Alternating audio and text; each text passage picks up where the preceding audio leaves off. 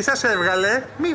Άδειο είναι το κεφάλι σου. Έλα, παίρνα. Ήρθα για να δω τι κάνετε. Κακός, πολύ κακός. Πώς πάμε, παιδιά, τελειώνουμε? Τώρα που ήρθες, σίγουρα. Πού είναι οι εμβολιασμένοι, να τους δω λίγο να τους ευχηθώ?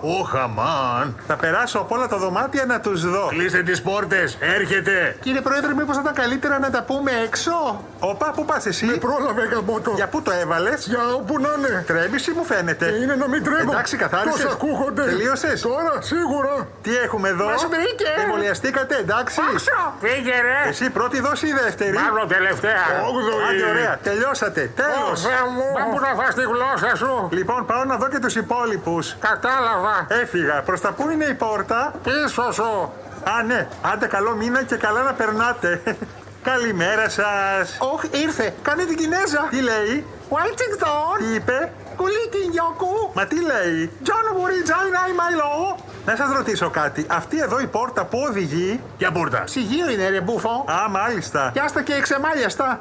Εσένα σε είδα και στην είσοδο. Τώρα με βλέπεις και στην έξοδο. Άντε φύγε να κάνουμε ευχές.